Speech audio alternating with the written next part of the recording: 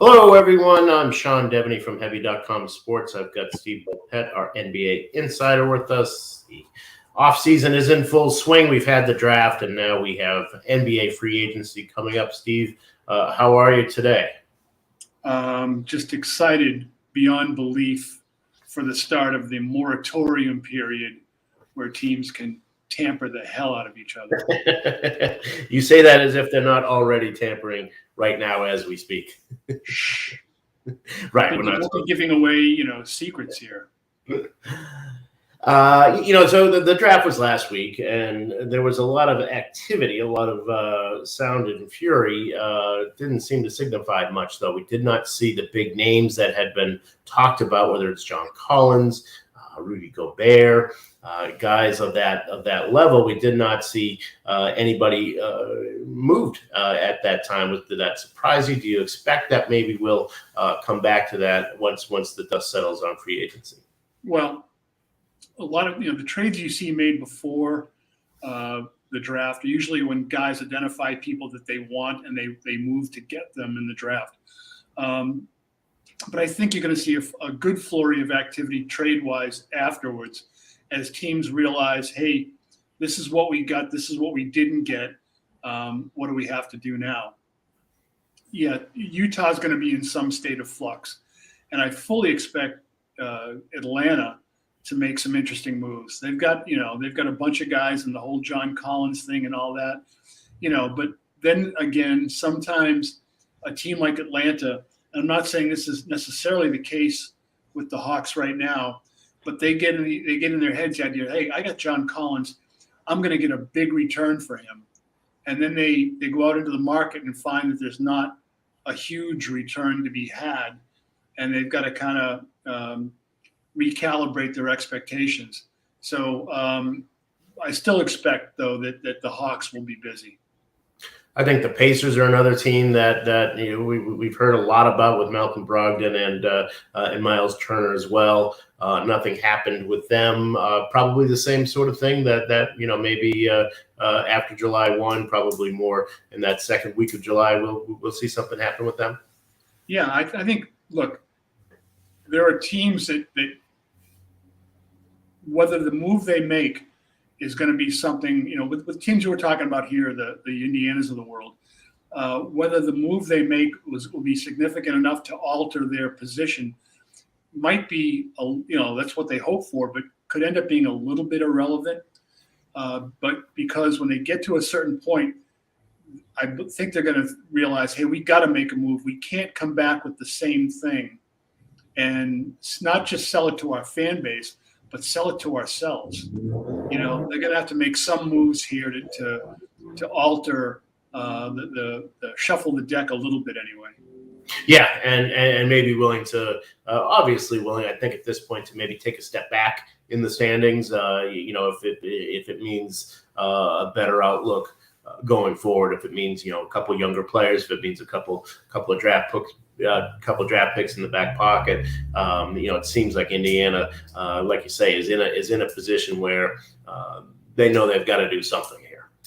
Yeah, I mean, for teams that were looking to do what you just said, or to entice them to do what you just said, look at Detroit. Yeah, that was looking like Siberia a couple of years ago, and now it's like, okay, there's really interesting young talent there. Really interesting. Now, can it be molded properly? Will the pieces fit in a complementary sense, or is it just going to be guys that are going to be taking their chances or their opportunities to solo here and there? Yeah, and I like what Detroit did. I know they took a lot of flack for the deal that they made with Jeremy Grant. Kind of reminiscent of what you're saying about John Collins, that there probably wasn't that much out there for Jeremy Grant as some folks thought. Steve, you're getting a call, it seems. But I am. It's not for me, I can tell you that.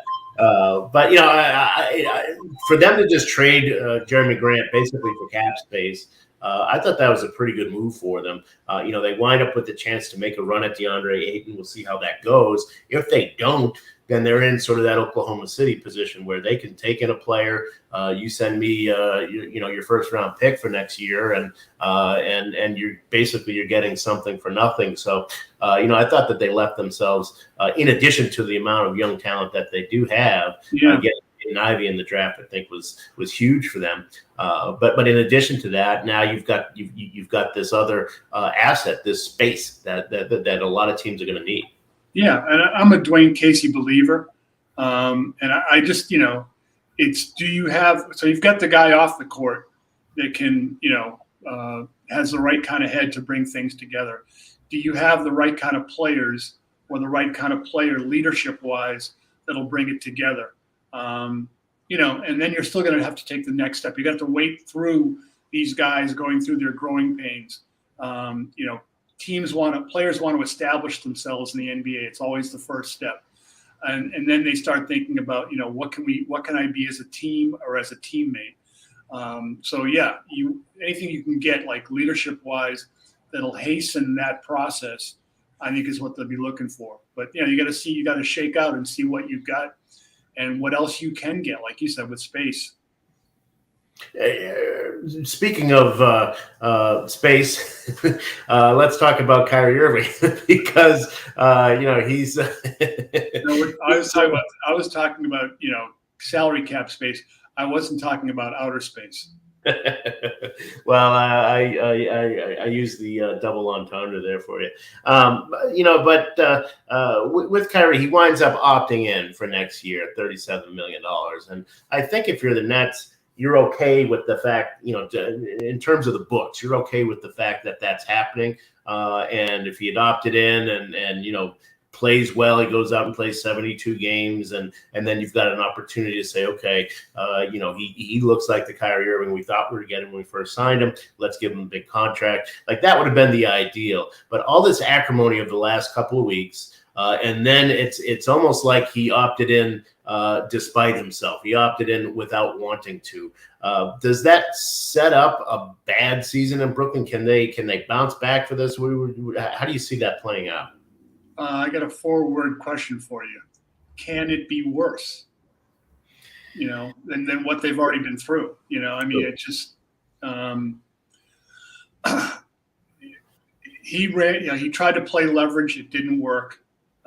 He had to come back. It's like, he couldn't find a better job elsewhere.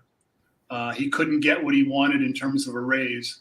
So it's like, and then he tries to spin it like I'm doing the gallant thing here by coming back. And it's like, no, dude, you had no other choice. I applaud the Nets for saying, we're not going to play this game. I think the Nets, from everything I heard from people around there, they said, okay, you don't want to do this? See ya. We'll take our chances and see if a sign and trade that we like comes along. And if this upsets Kevin Durant, we'll go back to ground zero with a whole lot of space, if you're trading Kevin Durant, then you're looking at the kind of move that got pulled on them when the Celtics made the trade 9 years ago, where you get back, not so much what you get back for players, but you get back picks that are going to set you up, for years to come. Picks that got the Celtics, the roster that went to the NBA Finals. Yeah. So even with Durant being unhappy, the Nets, you think we're perfectly willing to risk that? Yeah. Again, if he was really unhappy and wanted to be moved, it's okay. We're sitting here. If Kyrie opts out, goes elsewhere, Durant decides he wants out, you've still got Kevin Durant under contract for 4 years. You've got the golden ticket. You could just sit there and say, okay, I'm going to set my table up here, step up and make your bids. Mm-hmm. You'd be any realtor would be happy with that situation. Come and make your bid. It's going to go for more than list. You'd wind up with teams bidding against each other and overspending, if that's possible, for one of the handful of the best players in the game. And a guy, like I said, put Kevin Durant on, and I wouldn't say on any team in the league, certainly, but on a number of teams, and he makes them, finals contenders. Yeah. It'll be interesting to see how, the chemistry is, how the approach is. Of course, whether Ben Simmons can be healthy, that's a whole other question. But just the Kyrie seems to be there without wanting to be there, without having gotten the commitment from the team. I just wonder, how that's going to affect everything else with them, going forward. Look, maybe you just take it one day at a time and just go from there. It can't be any worse than it was. Yeah. Last year where the guy, the whole vaccine thing, whatever you believe is fine. But, taking off, I mean, he'll take off games when he wants to, and he's got the right to do what he wants to do. He's got the right to do whatever the team, lets him get away with. That's fine. But at a certain point, teams that win are teams where players commit to each other. And there's got to at least be a question in your mind about, is he with us? And I say this about Kyrie Irving. There are only a handful of guys in this league that I would actually pay cash money to go watch in terms of their basketball talent. With the other baggage, I'm not sure I'm spending a whole lot, but with Kyrie and stuff, but his talent is stuff that I can't turn away from. He's that good. Yeah. But this isn't golf. This isn't tennis. It has to work with other people. It has to work in a team situation. And is Kyrie what he believes he is, even as a player now, and just being there for his team, can you count on him? How does, if you look at his approach to being there for his teammates versus other guys, it's not on the same level. And, right. At a certain point, you wonder if that's going to upset a guy like Durant, who seems to be okay with it, Yeah. Well, he knew what he was signing up for, to an extent, at least. Let's change boroughs, though, and look at the Knicks, who are said to be preparing an offer of 4 years and about $100 million for Jalen Brunson. If there are small children in the room. Yeah, send them elsewhere. Right. That's a lot of money, and the Mavericks is a restricted free agent. The Mavericks can match that money. Would the Mavericks be stupid to max that money? To match that money, would it be something that would not really help them build the kind of team you need around Luka Doncic, or did Jalen Brunson show enough to where okay, if it's going to be $25 million a year, we've got to max that? I think a lot of it depends on how you have to be able to gauge what other guys on your roster, how they will react if you match what would seem to be an overly large free agent offer for Jalen Brunson. That's the kind of thing that can kind of like let I don't use the analogy properly, but just, I can drop a bad seed into your dressing room. People will be wondering, hey, look, he's getting this here. I'm, as good as this guy, or I'm as important as this guy, but he's getting huge money. There's always, as much as you think guys will just go out and play, those contracts have gotten in the way of teams for decades. So I don't know. I mean, if they're going to be fine with it, and you think that he's that much of a key to what you're going to do, but you also have to look at, if you're Dallas, what could I do with that money? Right. Otherwise, is there something else I could get? Is there a guy that will allow me to do other stuff? So I think that's you got to be cautious. I guess is all I'm saying. You got to know more than just X and O basketball stuff. You've got to know team chemistry things as well. Yeah, and I think when they made the move for Spencer Dinwiddie, sending out Kristaps Porzingis, I think one of the things that they were thinking is, look, we've got to have a plan B in case the offer for Jalen Brunson goes bonkers. And I think $100 million over 4 years is probably bonkers for a guy who's, had a great year, but, is still a 6-footer who has to work so hard for everything he gets offensively. And you just wonder, physically, can he do that again? Can he hold up that way? And it's pretty clear he wants to be in New York. Obviously, they're bringing in his dad, his old agent is Leon Rose. So there's a lot of connections there. So I think his dad and Thibodeau go back to Salem, Massachusetts. That's right. Where where Rick Brunson went to high school, and where Tommy Thibodeau was a player, then assistant coach, then head coach at Salem State briefly as head coach. So those are guys that tie has been there for a long time. Yeah, right. So you've got a guy who, you could match the deal, might not want to be there. And like I said, I'm not sure he's the best fit with Luka, especially not at that money. If there's a sign and trade to be had and you can get something back from the Knicks, then you might be, in a position where that makes a lot more sense than going what ahead. What do you want back from the Knicks that's going to help you, that's going to be worth that much money? Yeah, I mean, I think you'd maybe take that much money. Excuse me. Yeah, I think you'd probably take the player, a player, and the trade exception. If you can do that, maybe a Nerlens Noel, somebody like that, who at $9 million. Can be a pretty effective backup center for you. You've got Christian Wood, who doesn't play a lot of defense. He can play some 4, and then you've got Noel can play some 5 and give you a little defense there. Just something like that. And then you take the trade exception and see if there's something you do with that down the road. But yeah, I think if you're the Mavs, man, that's just too much money to manage. You got to look at this is what it is now, but when you're looking at Doncic and his window, you've got to be looking at, okay, this is what it'll mean this year. In 3 years from now, what's it going to look like? Right.